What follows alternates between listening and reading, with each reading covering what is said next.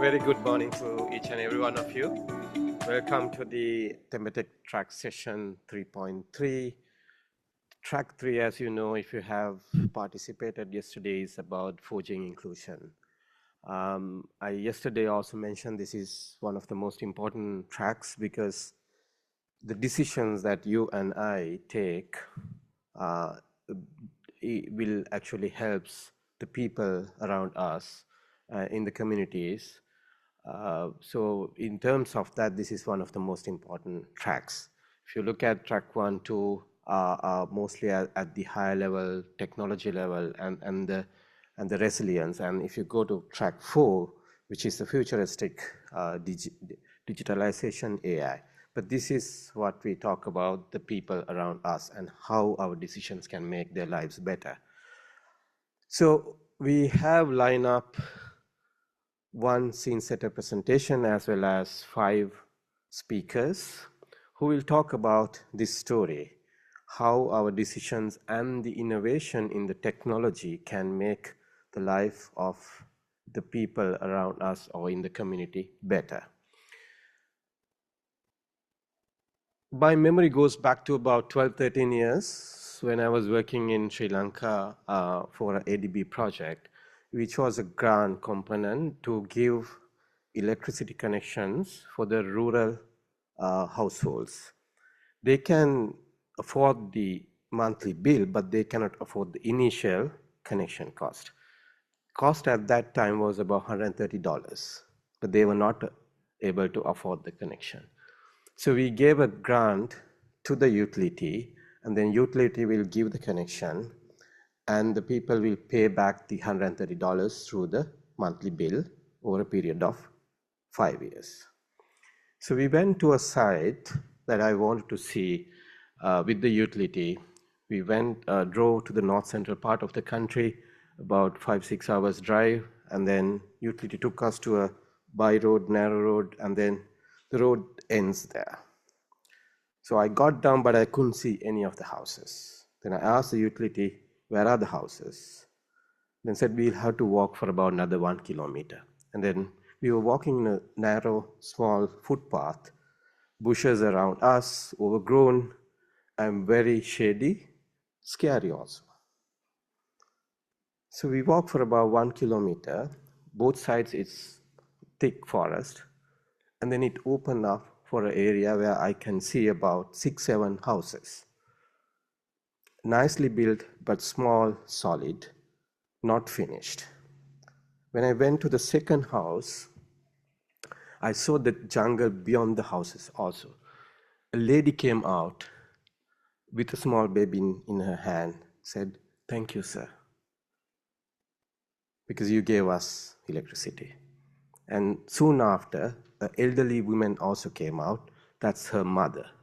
So I asked, where is your husband?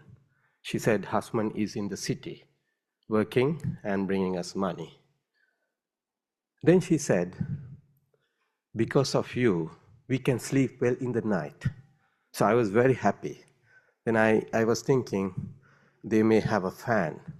I said, okay, I can understand because you have a fan and the baby can sleep well. No, sir, we don't have a fan. Then she said, because of the lights, we can sleep well. I was puzzled.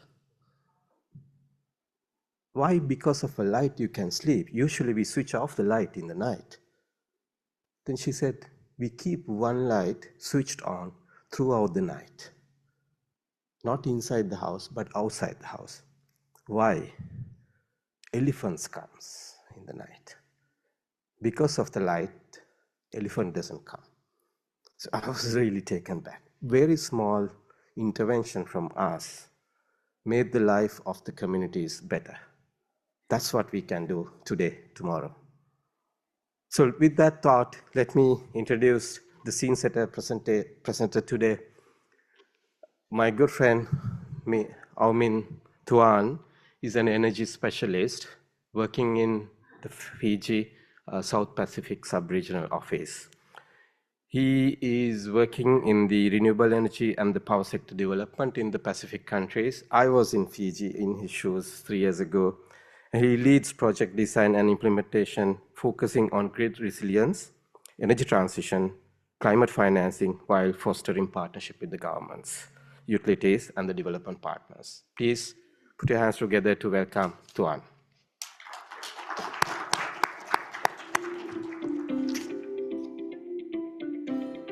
So good morning, everyone. Thanks, Kaniska, for inviting me. Actually, I'm going to talk about the project which is earlier handled by him and now with me. And what I'm going to talk today about the project, about the people, but not as beneficiaries, but as partners for project development. This is a simple lesson from Fiji that we are doing for the moment. So when we talk about energy transitions, we often talk about focus on technologies like the batteries, solar panels, smart grids, etc. But today, I would like to focus on a simple lesson from Fiji that the communities should be viewed should not viewed as beneficiaries, but as partners in designing and sustaining projects. Sorry. So Tiliva is the remote component in the outer island of the VT level. It's on the up. It's in the bottom here, in the southern or northern part of the VT level. Under this project, IDB is supporting solar panel, batteries, mini grid to provide reliable and sustainable electricity to about 70 households, approximately 350 residents. So why technology is important? I want to focus today. It's not only on the solar panels or batteries, but the process behind the project. So under this project, we're providing, we're supporting electricity for 2 villages, and for today we'll focus on Tiliva village. That's 70 households have been inhabited. So this project adopted the community-based approach. First, we consulted the communities to understand their needs, priorities, and aspirations. Second, we co-designed the solutions. Technology was selected not because of it was advanced options, but because it best addressed the needs, the local needs for reliability, affordability, and sustainability. Third, we work with the stakeholders throughout the implementation, ensuring transparency and continuing engagement. Finally, we aim for communities to co-own the outcome by building the local capacity and strengthening the long-term operation and maintenance arrangements. The key lesson is that inclusion is not a single consultation meeting. It is a continuous process throughout the project cycle.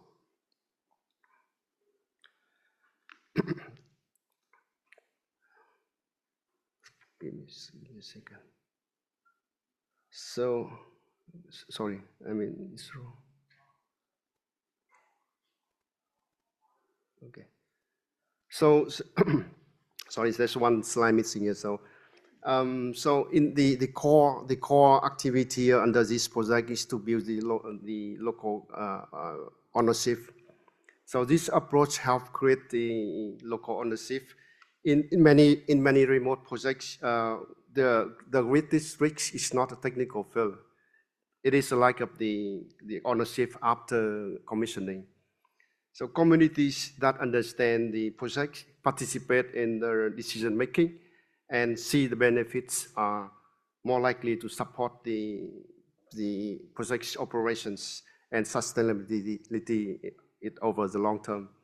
So for us, the success is not simply delivering infrastructure. Success is creating an energy systems that community trusts and help sustain. So what the success look like, we measure for this project. Traditionally, when we measure the success, we look at the indicators like the megawatt or kilowatt installed number of households connected. But for this, this remains important anyway. But however, from the inclusive perspective, we also look at that, the community participate in decisions. Are users satisfied with the service? Has local capacity been strengthened? Are productive use emerging? And will the system remain sustainable after project commissioning? So these indicators help us to understand whether energy transition is truly benefit people.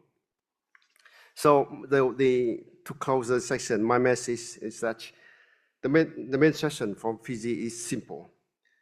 The energy transition should not be something done for communities. It should be something designed with communities, implemented with communities, and ultimately owned by communities. Only then can we achieve the energy transition that is not only clean and resilient, but also inclusive and sustainable. Thank you.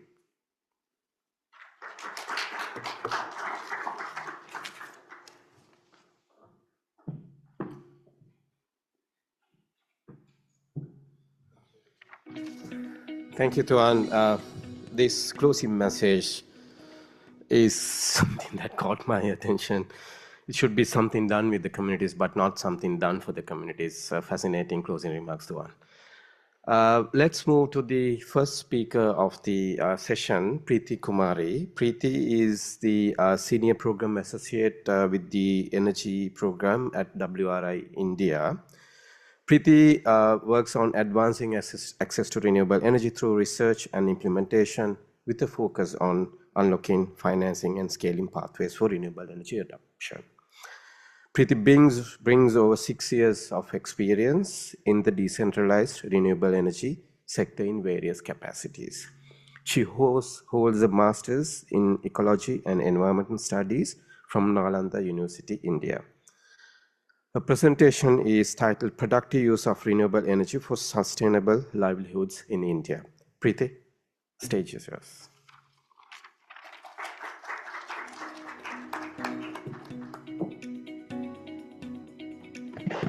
Thank you, Ranishka, for the introduction. Good morning, everyone. So to introduce my organization, so I work with WRI India, which is an independent research organization that work across areas such as climate, energy, food systems, and water to support sustainable and inclusive energy transition. Today, I will be presenting findings from our report on productive use of renewable energy for sustainable livelihoods in India. Agriculture employs 46% of India's rural population, but faces deep structural challenges. The average monthly household income remains low and is around $174, whereas the farm income is just less than $60. A significant share of these farmers are small and marginal, meaning that they operate on landholding which is less than 1 hectare and which are often fragmented. Further, several challenges they face, such as of infrastructure gaps, limited market as well as energy access, and broader socio-economic inequalities. So in this context, productive use of renewable energy or pure applications are emerging as important enabling solutions. So productive use of renewable energy is any solution technology which is basically powered by renewable energy, which can be solar irrigation pumps, cold storages, agro-processing units, and others. So these interventions can lower cost, improve productivity and well-being of the community. Despite this promise, pure interventions have faced several barriers to scale as well as achieve long-term sustainability. Much of the existing discourse is around about the technical feasibility of the solution as well as the financing aspects, but very less evidence on the social and institutional dimensions that often remain unexplored. So this became the starting point of a study, and we wanted to understand not only whether pure technologies work, but in what context, especially in the case of livelihood. So we examined questions around implementation model, business models, financing pathways, and also looked at understanding how different actors such as farmers, communities, anchor institutions shape the outcome of these interventions. So for this study, We analyzed 21 pure livelihood interventions across 9 states in India out of 28. And these included 9 irrigation pumps, 4 cold storage units, and 8 agro-processing units. And these solutions were deployed by 16 anchor institutions. Some of the anchor institutions had deployed only one technology, and some had deployed a mix of the two technologies. And by anchor institution, I mean it could be an entrepreneur, a DRE manufacturer, or an FP or an NGO that design and implement these technologies. To basically analyze the findings from these intervention, we use sustainable livelihood framework. So this framework helped us to view technology not as a standalone solution, but also it allowed us to situate pure application around the bigger, broader livelihood systems around the shaped by environmental condition, access to assets, institutional structures, and local power dynamics. We also looked at various implementation models that were basically observed in these different case studies, and some were deployed by in a top-down delivery model wherein the anchor institution were responsible for both designing, implementing the solution with very less community participation. Whereas in the hybrid model, we saw both the uptake of the solution as well as community participation. And here, Anchor Institution provided the technology and supported the community participation, but community were also involved in kind of an operational decision making. Whereas in case of bottom-up approaches, communities not only led the decision making and ownership, here there was very less involvement of the anchor institution only in terms of facilitation. So now I will share some of the findings that we observed across the case studies distilled by technology-wise. So for irrigation, we observed that it enabled farmers to irrigate cropping for more than one season because of the reliable water energy services.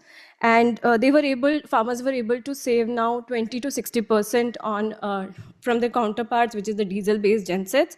And some farmers were also able to grow high-value crops and increasing their income to 2,400 USD to 3,600 USD per year.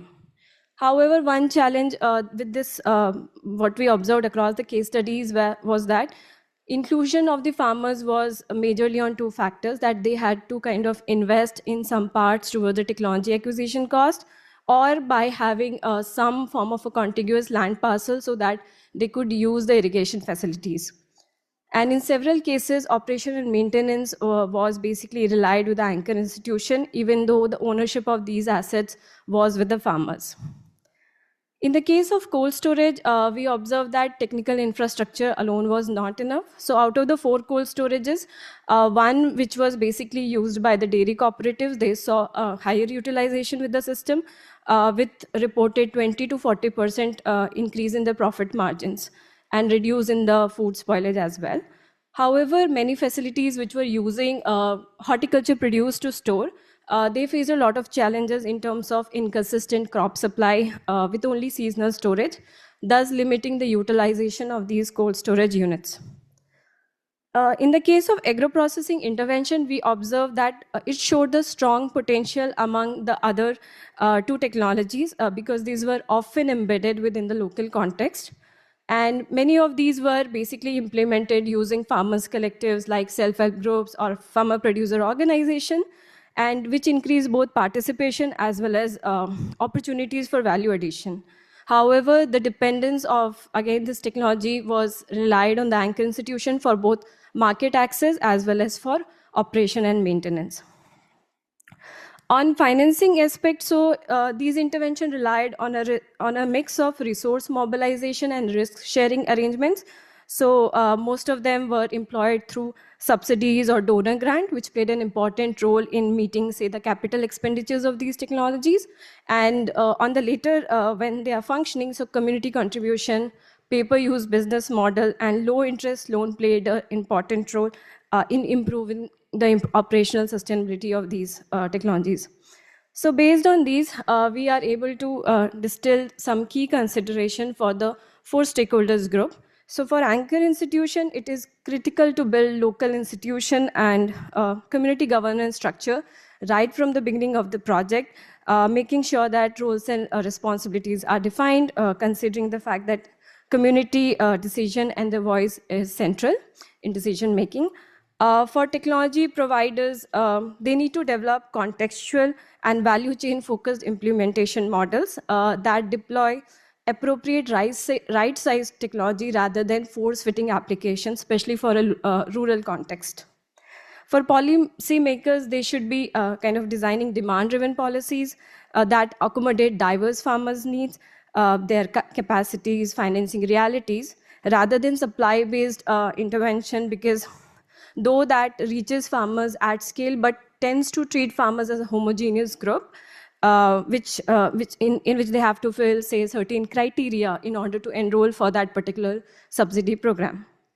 And for financial institution, there is a shift required from financing installation-based solution to more like an outcome-based investment, especially in order to strengthen the rural livelihoods. And overall, equity and inclusion must remain central to the project design in order to see the sustained long-term engagement as well as impact.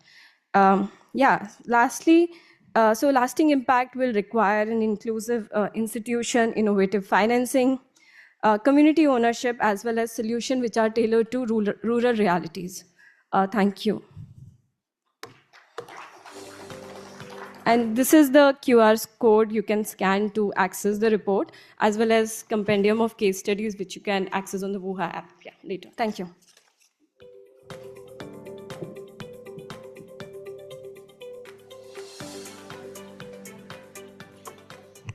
Thank you, Preeti, which is a real on-the-ground case of inclusion and intervention from her in India. Let's move on to a concept from Tajikistan. Yvonne Kim is going to talk about her concept which she developed when she was part of the UNDP while working in Tajikistan. This is about the enhancing health and the national capacity with solar energy, which acronyms ENHANCE in Tajikistan. Yvonne is a policy professional specializing in green energy transition and climate innovation, as I said, who previously worked in the Green Energy and Livelihood Associate as at UNDP.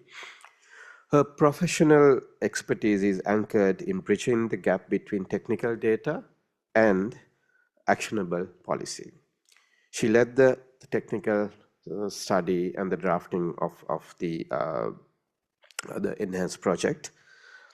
She holds an MA in Environment, Development and Policy from the University of Sussex. Please put your hands together to welcome Yvonne Kim.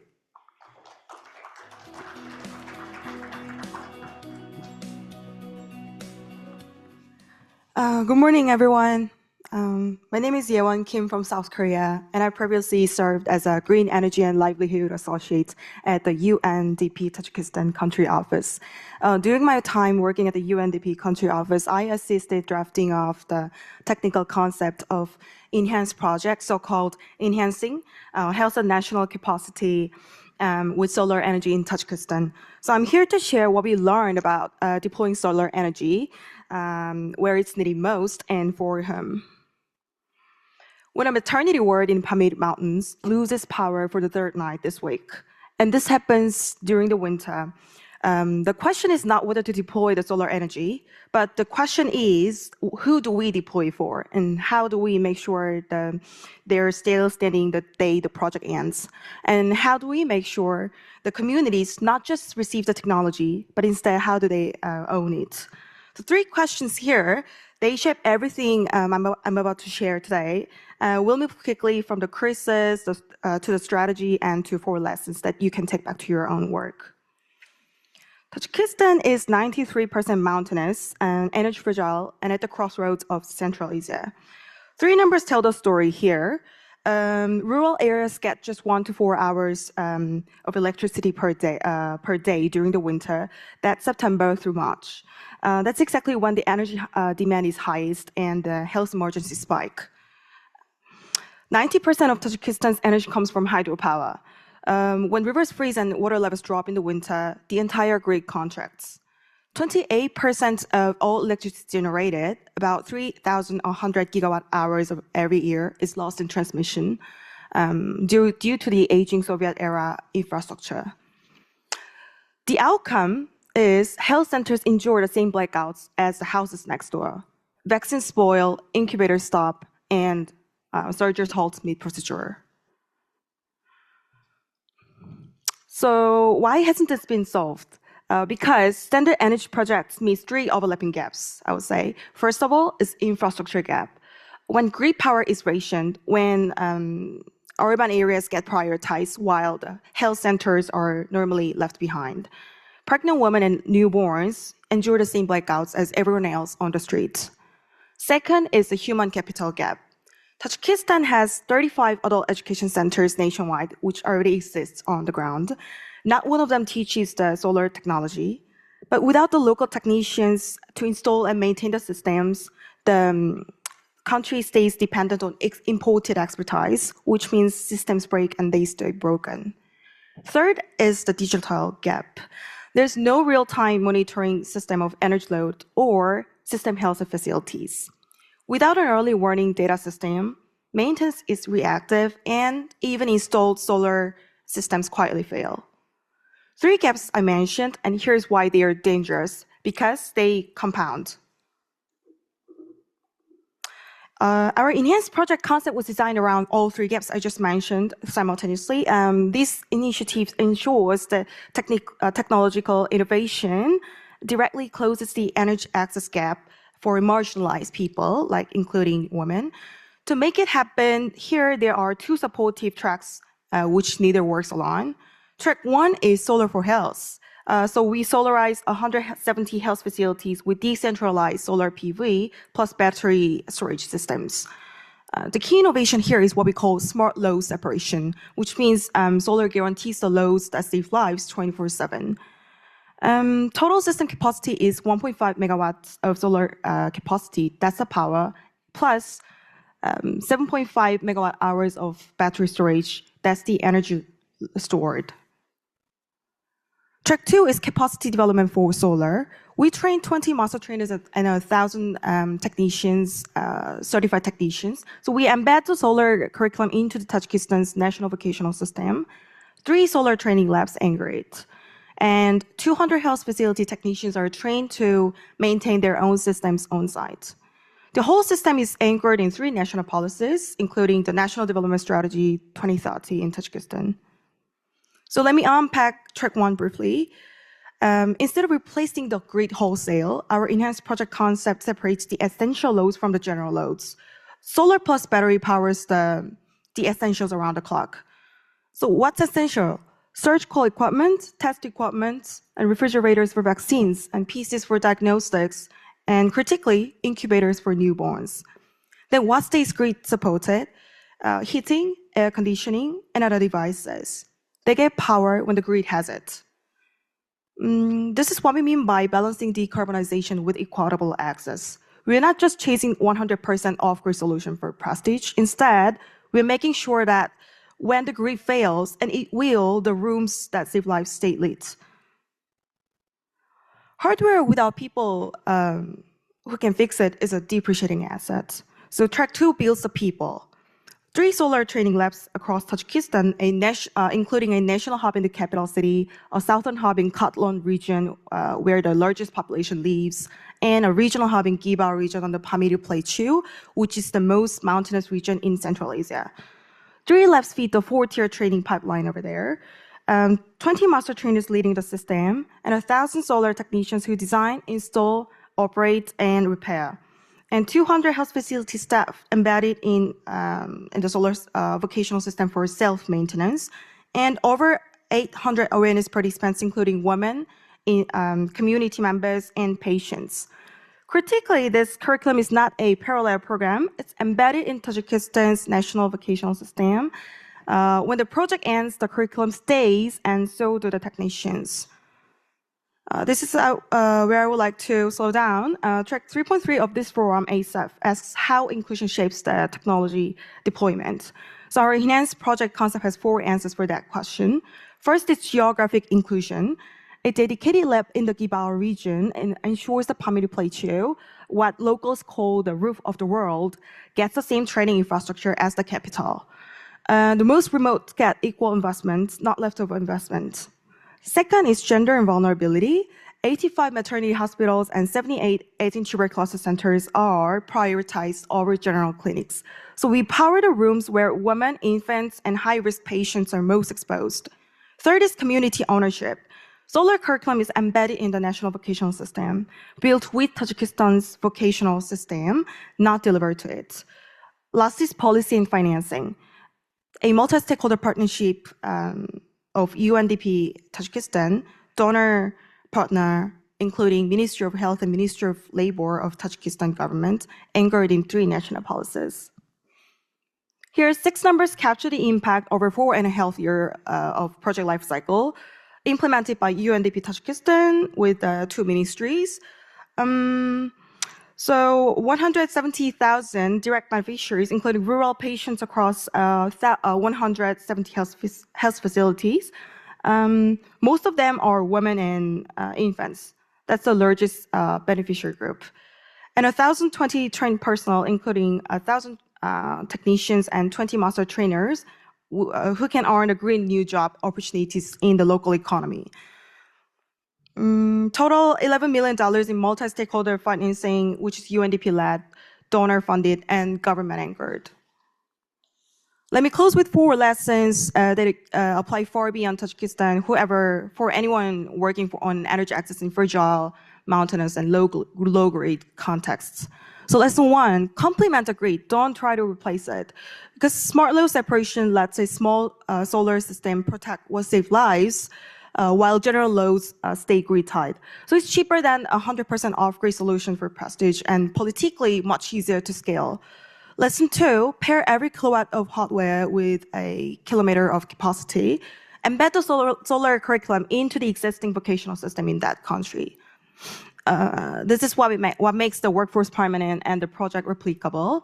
Lesson 3, use the legal national mandate as the unlock, not as a footnote. For Tajikistan's case, Decree number 40 already requires solar energy in public buildings. So our enhanced project becomes fundable because it operationalizes the existing law. And the last lesson is, which is the most important factor, is architect the partnership before the financing. So especially for the fragile energy, fragile state context, donor commitments follow the demonstrated mandates, not the other way around. So inclusive innovation isn't an outcome, it's an engineering choice that you can make on day 1. Thank you for your listening, and I welcome your questions, discussions furthermore afterward. And our enhanced project is a model that's ready to scale. I'm here to share how to make that happen. Thank you very much.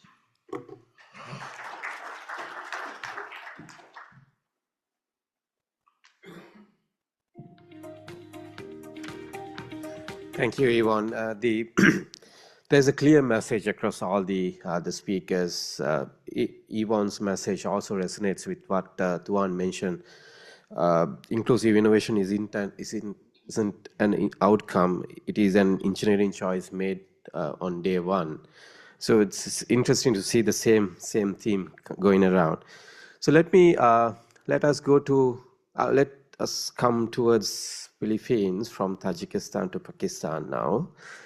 Dr. Huzaifa Rauf is going to present on swappable battery E3-wheelers, a USAID-supported project in a city in Pakistan. Dr. Huzaifa is a research scientist and energy expert at the LUMS Energy Institute, Lahore University of Management and Science in Pakistan. His work focuses on electric mobility, battery analytics, AI-driven energy systems, and clean energy policy. He has also contributed to electric vehicle and battery policy development in Pakistan, including provincial as well as at the national level. Dr. Huzaifa, stage is yours to talk about your project in Pakistan.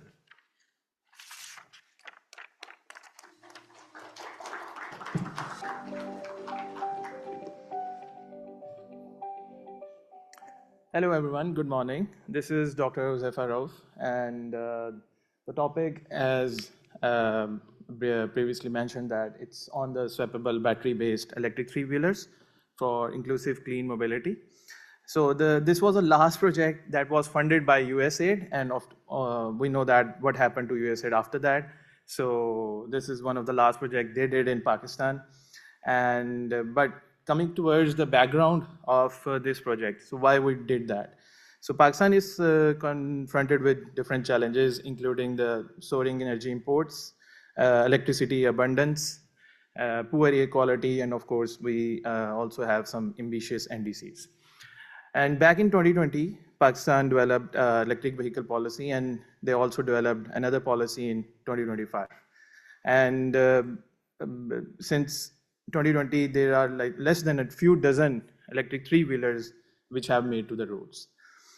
The focus is on the electric three-wheelers because I will come to that point in the next slide, because of the following reasons: that there is a high cost involved with the electric three-wheelers and long charging time. Of course, these are commercially run vehicles, so the drivers can't wait to charge them for long. And of course, there are some other factors involved with that. So three-wheelers are the lowest hanging fruit in the EV adoption in Pakistan, because they are 100% commercial, and people actually, there are 2 million fuel-based electric three-wheelers on roads in Pakistan, and there is an average growth of 11% year to year.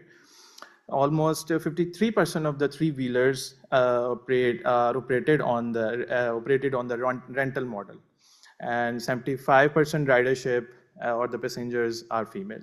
So it consists of large market in Pakistan, and they are actually 100% commercial.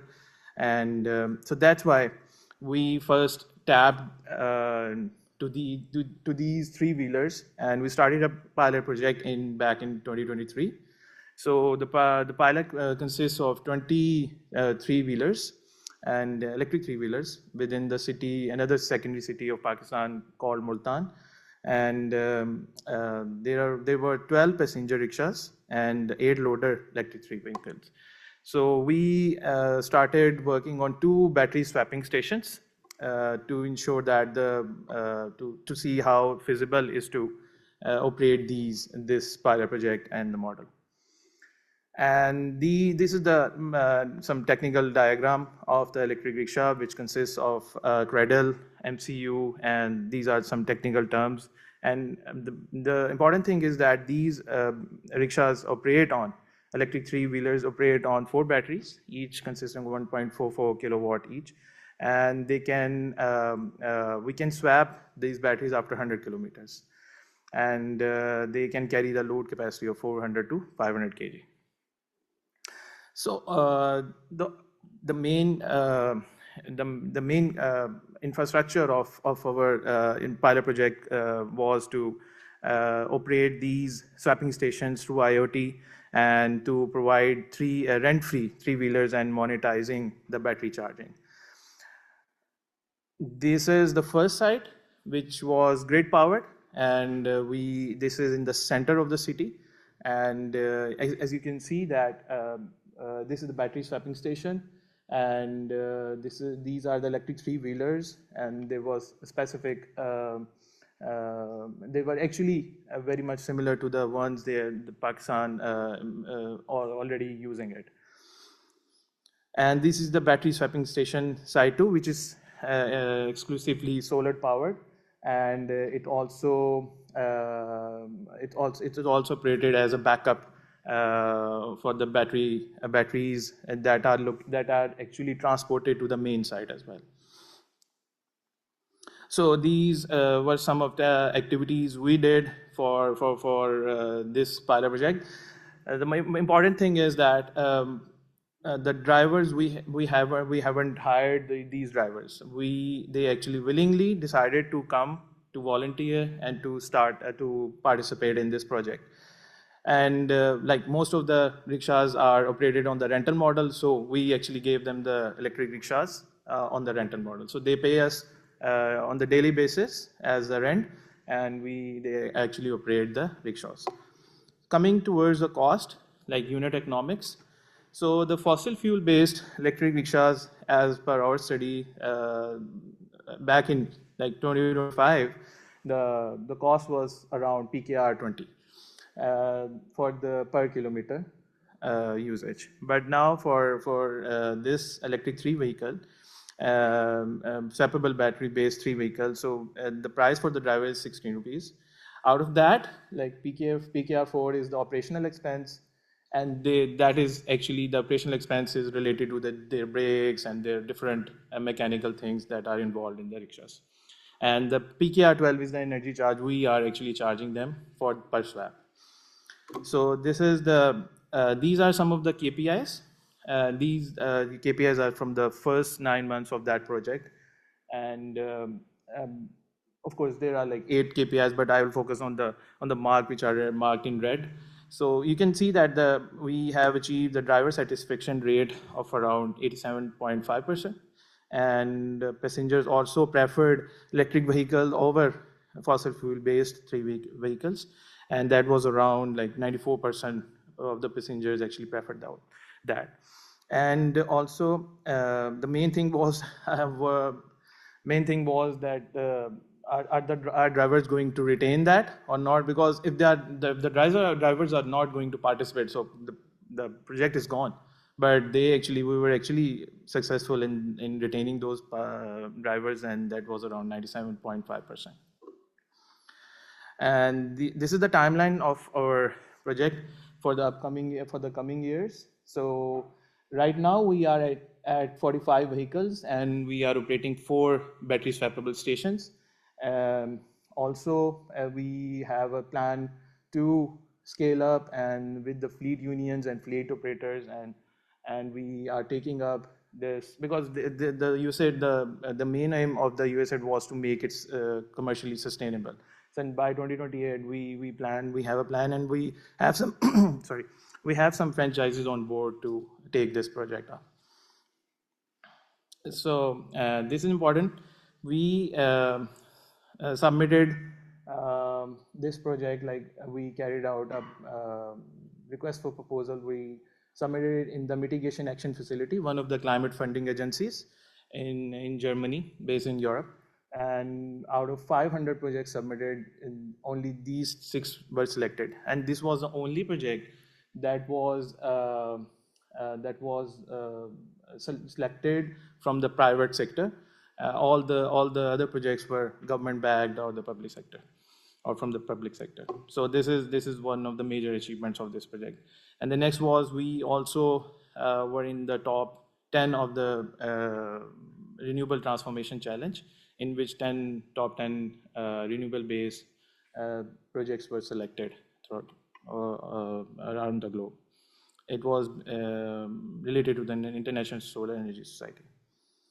So concluding it about my institute, what we do, these are all the details. Our focus area is on the e-mobility, energy access, and energy informatics. Also, we do work with the climate and sustainability, and the website is there. And yeah, I'll take the questions after the presentation or during the panel session. Thank you so much.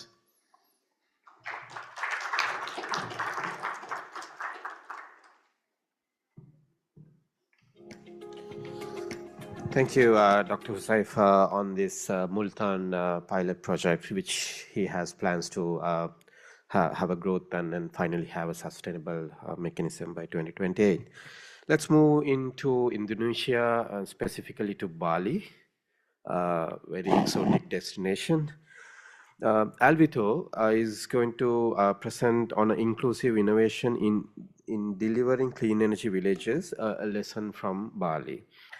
Alvito Putra is a business and finance analyst with a sustainable urban perspective, focusing on translating sustainable goals into practical initiatives. His work spans transportation decarbonization, low-carbon technologies, and urban mobility through business case studies and implementation-oriented projects. Please welcome Alvito Putra on stage for the case study in Bali.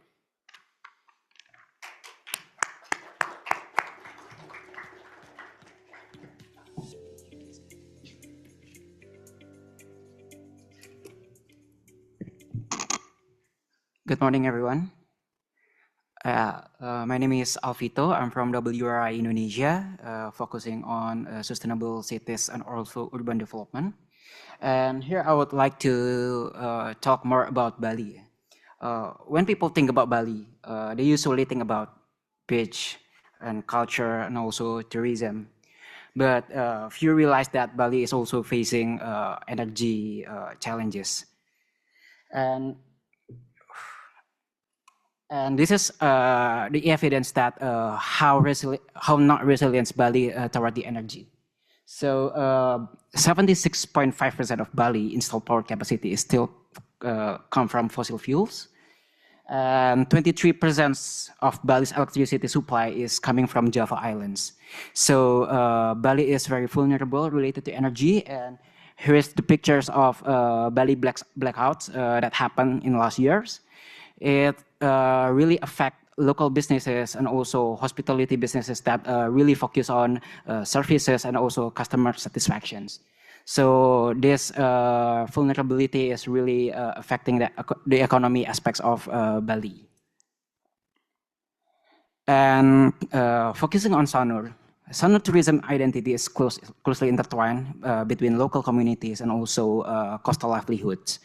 So they shared the same infrastructures, they shared the same coastal environments where the communities focus on the traditional markets, the fisheries, the ceremonies, activities, the agricultures, and also conservations.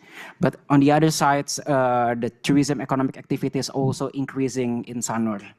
The water sports, the increasing numbers of hotel and resorts, the shopping centers that recently built in Sanur. So the shares of environmental pressure is dispersed between community and also tourism economic activities. And that's why it is really important for us to make a deployment and also movement that not only consider about the tourism aspect, but also the community aspect. And the question is why Bali is uniquely positioned for inclusive technology deployment and climate actions. It is because different than other cities or regions in Indonesia, Bali has its own desa adat or customary villages. So desa adat is more than cultural institutions. It has authority to implement the Balinese philosophy, which is Srihita Karana, the harmony between God, people, and also environment. And through this philosophy, they try to implement the authority through customary regulations called Awik-Awik and Peraram. So these institutions help organize collective actions and also maintain social legitimacy and also align community behavior with shared values. In Sanur itself, Desa Adat Intaran or Intaran Customary Villages has initiated community-led environmental preservation efforts related to energy, related to transportations, and related to environmental conservations. And what's more important in Desa Adat is the local champions. So to translate the social legitimacy that Desa Intaran has had, they established Bubda Intaran. So Bubda Intaran is a village-owned enterprise responsible for managing economic activities and also community assets. Its role is not merely administrative. It helps ensure that the community aspirations are reflected in the implementations while coordinating across diverse social groups. So they influence and also they coordinate with several social groups such as Tourist Attraction Site Authority and then rice farmers group, fisheries communities, traditional market, waste collection point, transport service providers, and also residential neighborhood. And the issue is that Bubda itself cannot do everything alone. Its strength lies in convening local stakeholders, which is those social groups that I have been mentioned previously. So they collaborate with several actors that essentially help Bubda in increasing their capacity, such as catalytic funders like the Denpasar city government, and then corporations such as HSBC and also philanthropy such as Furia ENB.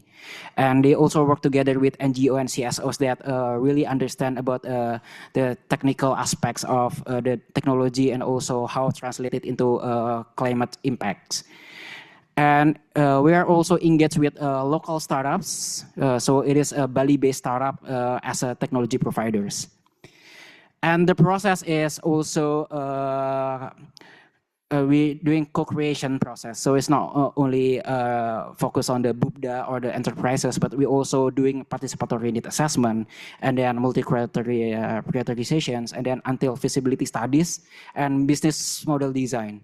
This business model design is really important to make sure that the innovation is sustainable in operational manners. So we try to analyze several problems that occurred in each of the social groups. Maybe farmers struggled with the irrigation reliability, and then the fishermen face in high fuel expenses, and then public facilities has recurred utility costs. Markets and waste facilities experience high electricity consumptions, and any other issues that related to specific social groups. So these diverse needs required a portfolio approach rather than a single technology solutions. So that's why we deploy these several clean energy solution, mostly solar panels, but we also doing some several proof of concepts technology. I will split all of this portfolio into 4 categories. So for the first one is technology that has already shows its business potentials and recurring revenue streams. So we have 12 units of shuttle services that goes around the villages. And these electric shuttles supported using on-grid solar panel charging stations. It's generate revenues and also provide transportation services to the community and also the tourists. And we also have on-grid solar powered swap battery cabinets for 2-wheelers. It helps the desa adat or the customary village to gain B2B partnerships and stable revenues across the months because they collaborate with battery vendors. And other than that, we also have technology that helps to reduce operational costs for public facilities. For example, in the traditional market, in the public hall, and also in the waste management systems. Other than that, we also have built energy access for underserved area, such as agriculture area. So in the Subak or in the irrigation system that Bali have, we built irrigation water pump that's supported by on-grid solar panel. And also we have off-grid solar power street light to enlight the Subak or the rice fields. Other than that, we also have a new technology as a proof of concepts or the pilot projects. We try to electrify outboard engine for boats, and we also try to electrify long-tail boat engine. Both of these engine helps to identify which technology that suits with the needs of the fishermen in Sanur. This deployment has generated 48 to 53 megawatt hour per year and then 77 million rupiah per year. I won't go to the details of the numbers, but what I want to highlight is that as a proof of concept deployments, the technologies has already exposed to thousands of communities and also thousands of tourists that helps them to increase their knowledge and also their awareness related to clean energy transitions. And also we help several startups in accessing funding opportunities. This is only to show that we also do the training for the operators, and also we engage with vocational schools to help the students to understand better about the clean energy access. And these initiatives are really replicable because Bali has more than 1,000 customer villages that each of them manage community assets, and also they manage tourism sites that they have the ownership of the region and also the villages and want to help to make a better environmental transitions. And for Sanur specifically, the government has already issued a regulation to make Sanur as a low emission zone initiatives. And WRI has already helped them with the action plans. So we're looking forward to scale up the initiative in Sanur as a low emission zone because it is aligned with Bali's commitment towards net zero emission in 2045. And this is what we're doing right now. We're doing a Bali Climate Finance Platform that we try to develop a financing mechanism downstream and upstream. So in the upstream, we help to simplify the mechanism and also the instruments with the financial institutions and also the government. And downstream, we also have to building the capacities of project implementers such as Desa Adat or customary villages and also the startups in Bali. So I think that's what we can learn from Sanur Bali. We're looking forward for any opportunities in scaling up the initiative or replicate the initiative in other regions. Thank you, everyone.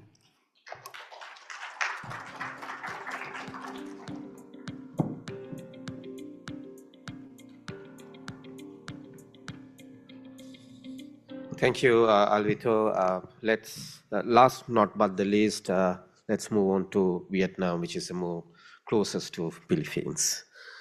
We haven't decided that way, but it came that way. So Lindsay Umala is going to talk about the Green Innovation Grants Initiative in Vietnam. She is the energy sector leader at SNV Vietnam, where she leads strategy and the portfolio development across a range of energy topics.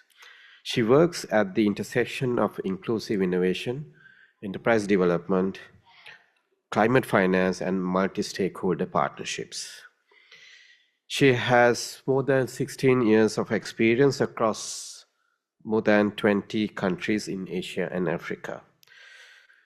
Please welcome Lindsay Umala.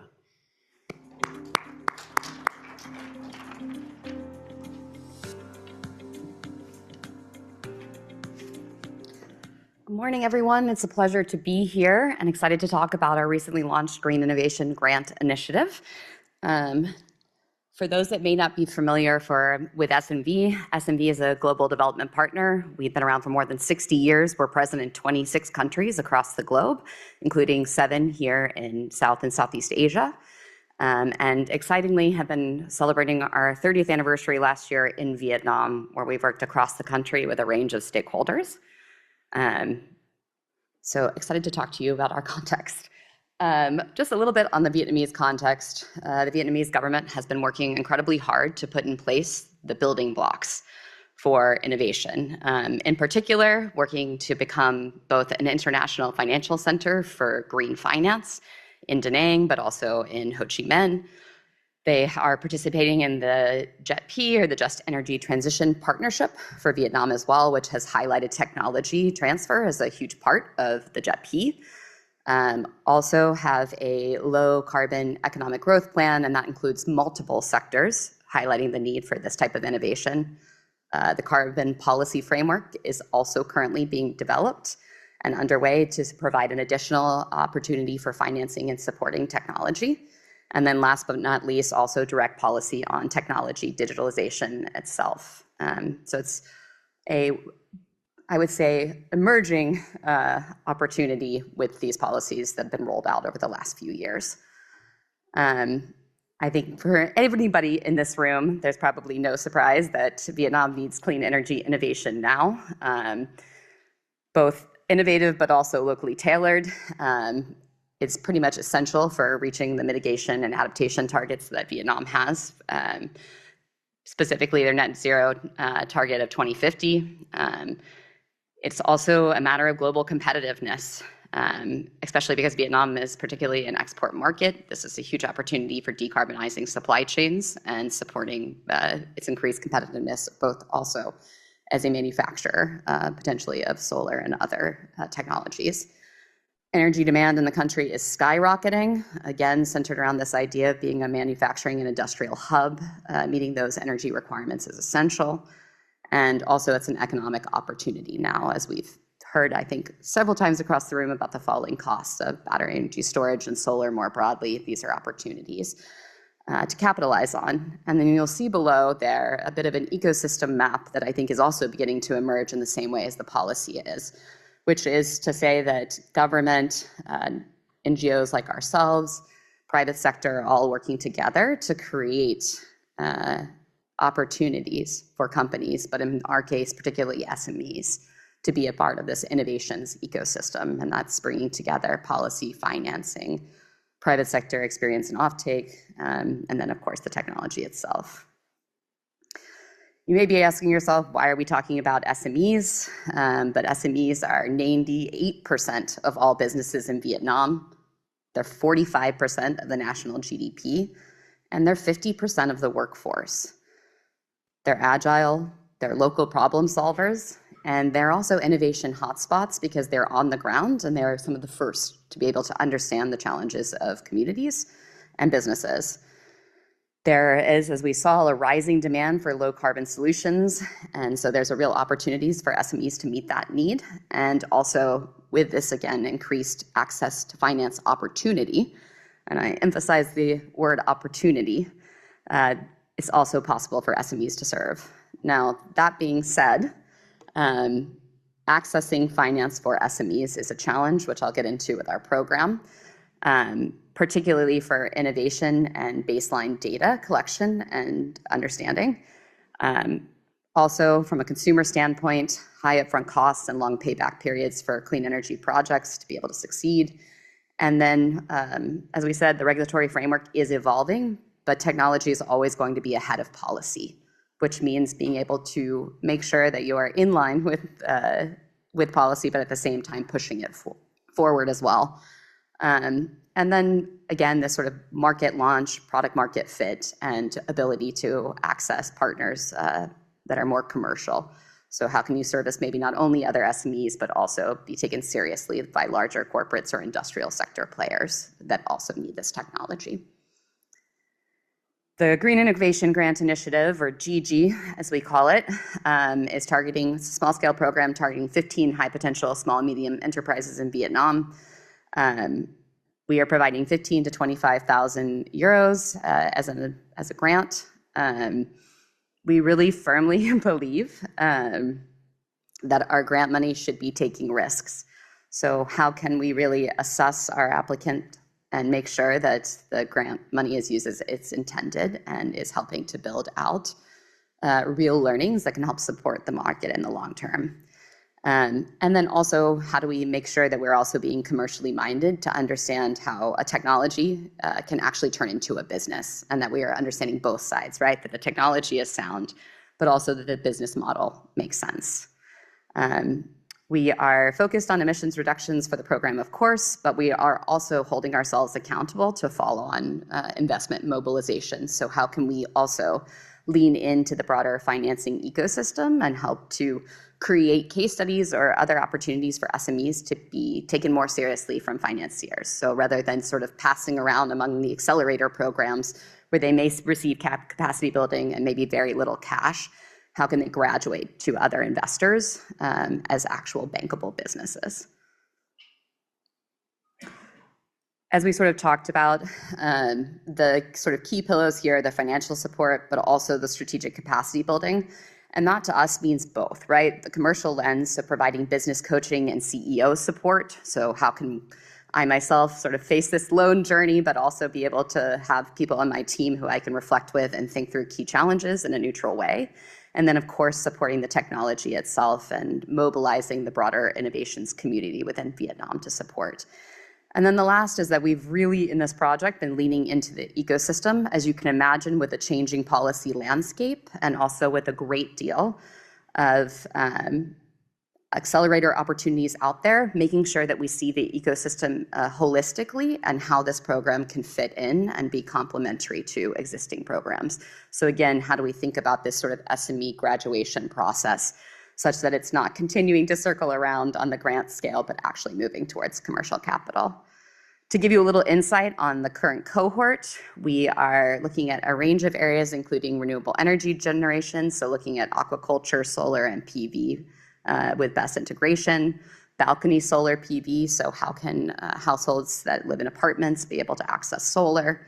Looking at energy efficiency, so how can we integrate smart DC motors, heat pumps, and EMS to be able to support buildings, companies and production, and broader value chains. And then, of course, last but not least, also looking at cold chain and also, again, PV and BESS with a slightly different focus on the supply chain itself.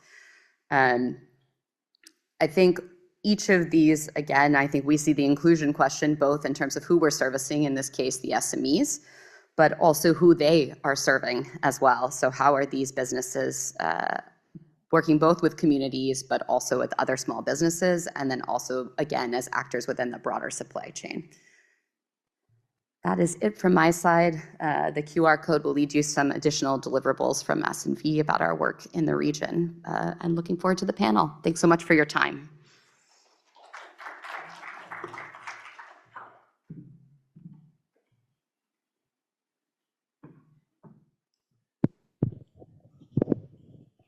While waiting for questions from the audience, probably I can pose a question or two. Maybe this is relevant to Preeti and also for Dr. Husaifa and Alvito, because all three of you had examples of pilot scale projects and then with the intention of scaling up in the future and then making them sustainable business models. In your experience, what are the relevant factors moving to that final goal of making them more business models which are sustainable? Maybe I'll start with Preeti.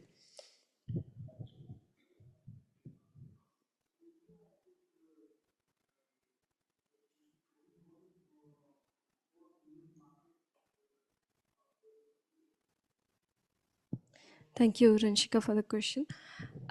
So based on our work, we have understood that technology is not always the constraint for this to achieve scalability of a solution, but rather the ecosystem around it.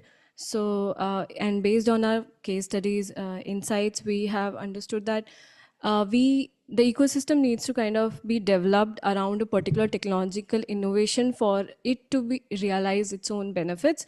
For example, for the solar irrigation and the agro processing intervention, we understood that when it delivered some sort of impact for the community in terms of, say, number of cropping cycle increased or cropping intensity, or even number of produce that was processed using the agro processing. So farmers were able to understand the benefits of the technology and thus use it. Whereas in the case of cold storage, we found it bit challenging for the community to use it and even realize its benefit, because they had the tendency to, say, sell the crops on the day of the harvest. So they were hardly utilizing it to store it in the system. And there was inconsistent crop storage as well as supply to the systems. And because of the weak market linkages, they were not getting the price which would have made them confident enough to utilize these systems. So thus the cold storage was kind of struggling to kind of even basically recover that initial upfront cost. So thus we feel that that would, in terms of the scalability, I think it will be a long term it will take. Whereas compared to your irrigation and agro processing, which achieves a return on investment in 2 to 3 years, I think, and has a lot of potential in terms of kind of scalability and all. Yeah. Thanks, Preeti. Alvito? Yeah, in making this initiative sustainable, as I said before, we classified in several technology into several classification. The first one that giving stable income for the communities, like shuttle services. We help them to estimate the operational cost of the operational technologies. We try to estimate the how much income that they will gather from the services. But as we understand that most of the technologies such as solar panel is just giving cost efficiency for the operational. we try to help them identify what hidden costs that they cannot see during the implementation of their businesses. For example, in fisheries and also in agricultures. In Bali, they not only doing the fisheries and the agricultures, but they also do the, like customary ceremony. So, and most of them are led by female. So we try to not only show the benefits of the technology by showing them how cost that efficient by the operational, but also how additional benefit that can be reallocated to the customary ceremony. So the beneficiaries is not only the male but also the females and also the households, entire households. So I think that's how we see the inclusivity in the technology deployment, because it's not only merely about cost efficiency and not only about the people that doing the operational or the business. I think. Dr. Saifa. Yeah, thank you for your question. I'll second Preeti and the colleague. So yes, that is actually very correct that most of the communities, low income communities, they mostly focus on how can they reduce their costs, how can they increase their income, and given, like, if you ask a driver, for example, from my case study, we ask a lot of drivers, like, what do you care about? It's more about the environment or the green technology or the cost. So the only answer, the main answer, was the cost, or how we are going to increase our income. So because these are the low income workers, they mostly focus on how they can improve their livelihood.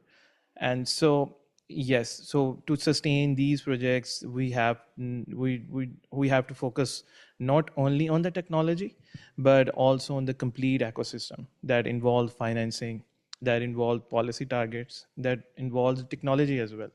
And the critical thing is that you have to involve the communities as well in that, because if they are going to participate, then you are going to see the impacts of that project or that technology. Otherwise it's bound to fail. So that is important, that you have to look at, if you are working towards the green technologies, you also have to see how cost effective, or how you're increasing their income as well. Thank you, Josefa. Actually, it leads a question to Lindsay, but before that, let me check whether audience has any questions. Yes, please identify yourself and ask the question.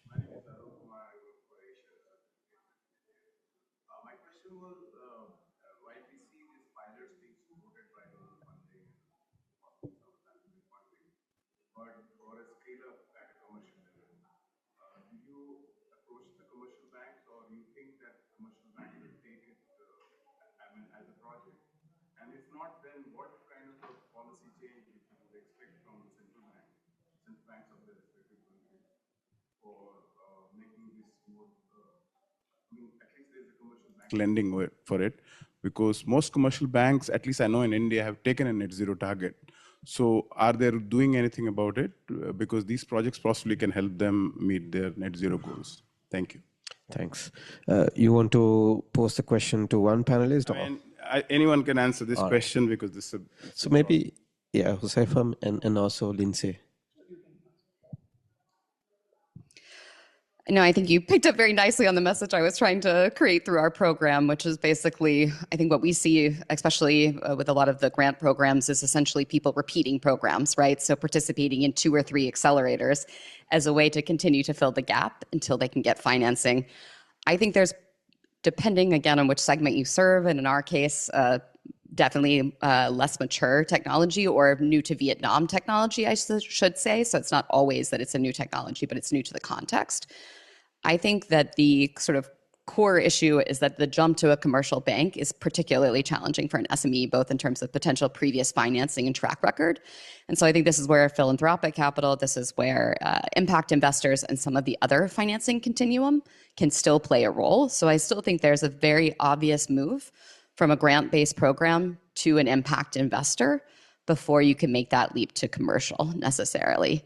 And one piece for the project that we're working on, IFC is also part of this and working with working with banks on their green financing sort of strategy, but also products. And our hope is to be able to create real case studies and say, if you say that you serve SMEs and you say that you're looking at green financing, what is the match here? What is the target that we can have agreed with these companies about what the leap towards accessing your financial products would take?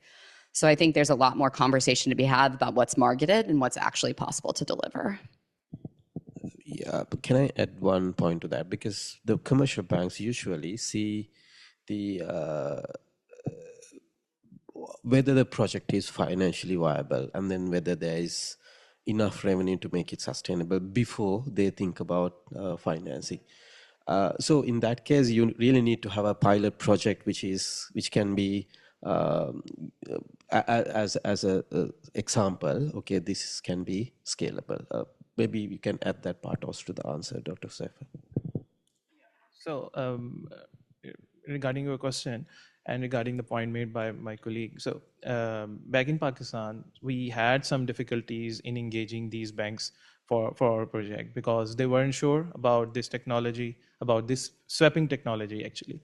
And so, but initially the pilots are actually important to depict that these projects are sustainable and these can actually work. And these can only work when the communities are engaged with them and communities show their interest and they are retained for that project.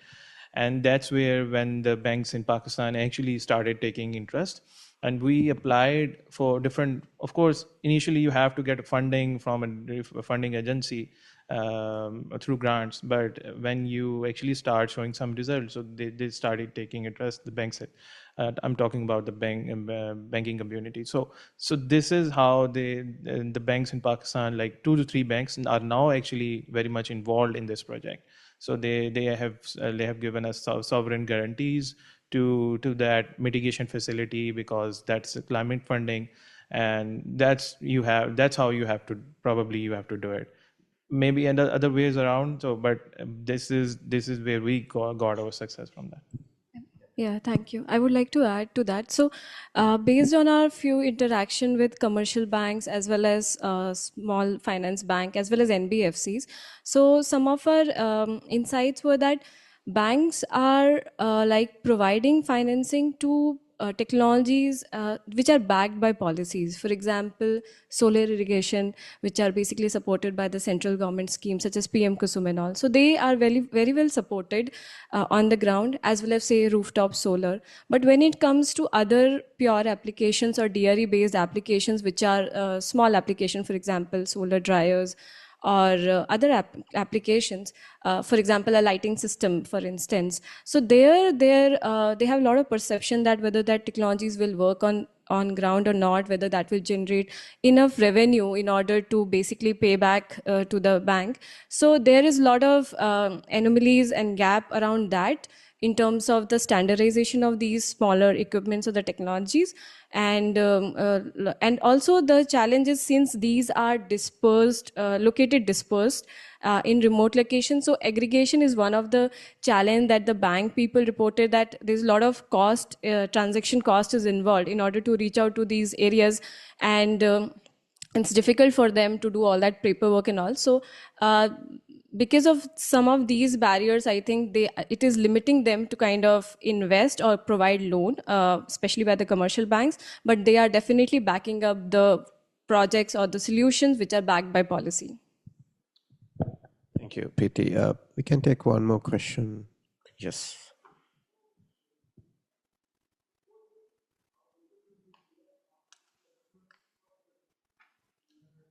Hi, everyone. My name is Sergen Onuran Eker, and I would like to ask you, Lindsay, about SMEs.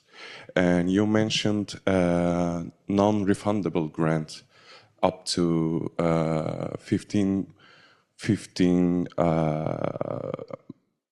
euros. But is there any refundable grants for your SME programs or projects? and can they complete it? And what is their conditions if there is? Thank you.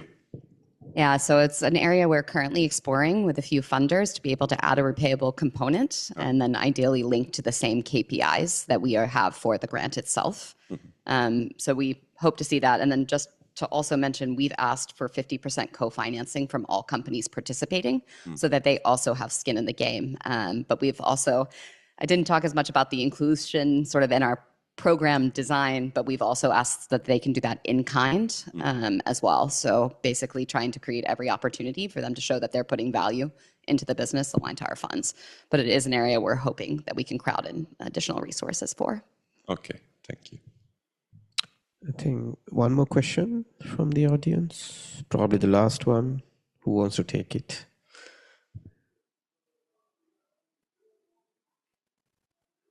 It looks there are no questions. I have a question for Yvonne because your project is energy and the health nexus. What do you think that how can you replicate a similar concept for the other sectors like water or education, because health is very, very important in these circumstances, but also education as well as water sectors. Is there, from your point of view, is there a scalability or replicability for the other sectors? Okay, thank you for your question. Yes, and it's scalable and replicable, and there's a potential for replication as well in other sectors because a smart load separation is not a single technical solution. It's a category of design that applies anywhere essential and non-essential loads can be meaningfully separated. So for the three quick examples, in case of the schools, you would prioritize digital learning equipment, cold storage for meals or medications for students, and connectivity infrastructure, while the HVAC, heating, air conditioning, and ventilation, remains grid tied. In case of, especially for the community centers in the disaster-prone areas, like you will prioritize the emergency communications or medical refrigerations and self-room lighting, whereas the cooling and other entertainment remain grid tied. So additionally, for three adaptations matter. First of all, a sector-specific definition of essential is very critical. In other sectors, need equivalent specificity from those who run them daily. Second is the sector ministry must be engaged from the day one, not just the energy ministry. I mean, what counts as essentials is a sector ministry, not just an energy ministry. That's what I mean. Third is battery sizing must match the service profile. So a school's evening usage looks very different from the hospitals 24/7 demand. So the principle is very universal, but the parameters are local, I would say. Thank you. Any last takers? Going twice? Going thrice. Okay. Maybe since we have only about 3 minutes left, one last question or for all the speakers quickly. In your opinion, the technology innovation to become inclusive, one factor or one key intervention requires from the policymakers or the other stakeholders. If there's one most important factor, what it would be? So I would say one word, the policy targets are good, but they are not good when you don't have any funding. So when you have when you have funding, you can of course implement those policy targets. So the important thing is that you just have to deploy that funding, and for the policy makers, that you have to make sure that the funding is deployed for those projects. So that is the most important thing in carrying out these projects. I guess sort of continuing on the conversation we've been having, I think more also about inclusion of whose voices are being heard in the design of the policies themselves. I think they tend to target larger business, and there's like sort of the missing conversation about the relevance and right sizing of policy for the smaller business community. So I think that's a huge one. Yeah, for me, I think since the climate finance and also impact investment is already there, several options, government need to help the local communities, especially that informal groups, to access those financing, especially streamlining bureaucracy and also help them to have legitimacy and also organizational, like image and also to make them valid into eligible to access the financing. Yes, from my side, government and policymakers should mandate which loads that energy, renewable energy or solar must power, which sector should be prioritized. So they have to transfer the question from how much the capacity is into the whose lives does the capacity protect. That's the most important question, I would say. Thank you. For me, one of the changes that could be done is for them to move from an asset-centric model deployment to more like convergent models, and which basically is shaped by the livelihood outcomes. So currently, most of the policies that we have, basically they treat one part of the solution or one part of the value chain rather than a combined approach and ecosystem approach is taken. And we have different departments which are kind of dealing with the different value chains. So rather than an integrated approach could be taken, so that that is determined initially only. For example, we have different ministry for irrigation and some are looking at the processing. So one farmer who is going with say one subsidy scheme under the irrigation, in order to realize the benefit of his production, then he has to reach out to other schemes under the another ministry. So it becomes very much important how convergence of policies could be an approach which could be taken up, so that policies are more uniformed and definitely addresses a bigger picture. Thank you very much. So it's more or less same theme, but very specific key points for different countries and for different projects. So that concludes this track 3.3 session. But the speakers would be here for today, tomorrow, and you can ask and meet and ask any questions. But thank you once again for the audience and also for the speakers taking us through very specific examples across Asia and the Pacific. Please put your hands together to the all the speakers.